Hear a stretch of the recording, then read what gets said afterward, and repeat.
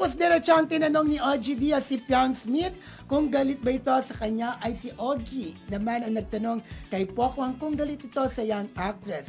Mabilis na sinagot ng actress na hindi siya galit, masama lang daw ang loob niya sa mga fanay na binigyan ng kahulugan ang layo niya kay Piang tungkol sa humility. Ang payo yun? Oo, ba't gano'n? Ang payo. Oo. So, hindi galit si hindi daw siya galit. Si Pokwang kay Piang. Parang may sinabi lang si na parang kinumpare niya dun sa mga sikat na mga artista na sabi nung kahit gaano sila kasikat, yung pagiging humble, diba? Yung humility ba? Parang sa kanya, parang payo lang kay Piang dahil alam naman natin na sikat si Piang. Hanggang ngayon naman sikat na sikat.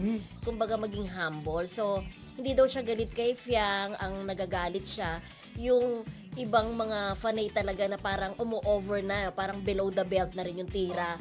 Na kumbaga binabalik nila yung mga kaya ka iniwan ng asawa, di ba asawa madalas, mo, yung mga ganon. Kasi lalo na kapag binabash na si Pokwang sa pamilya niya, sa anak niya, di ba? Kaya ganun, yun lang ang pinaka ni Pokwang, di ba? Pero hindi siya galit. Sa mga fans, yung mga netizens na nagsasabing, kasi hindi ka na, laos ka na, kasi hindi ka na, wala ka ng relevance, kaya ganyan.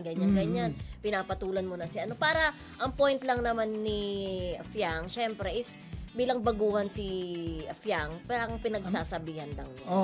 Parang siya bilang veterana na rin, di ba? Senior, di ba? Senior siya. Parang yun. Parang ang hirap din talagang pag may issue po sa showbiz, napakahirap talagang sumausaw kasi yung bebuelta sa'yo yun, di ba? Totoo. Parang ikaw pa, minsan nahihiya ka na tuloy magdadalawang isip ka na raw magpayo. Oo, di ba? At sinasabihan pa siya na kaya yun na nga, wala na siyang career, nagpapapansin. May career naman si Pokwang. In fact, marami pa rin naman siyang TV show. At mabilis ang naging pagsagot niya na hindi siya galit. One of these days, I'm sure, magkakausap yan. Di ba, Kuya Romeo?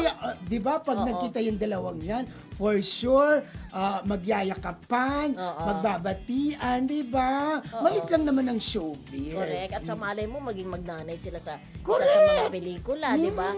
Kasi kikay si Piang, di malabong, kikay din si Pokwang. Suwak na suwak ang kanilang personality. May chemistry na agad, di ba? At least okay na, di ba, Kuya Romel?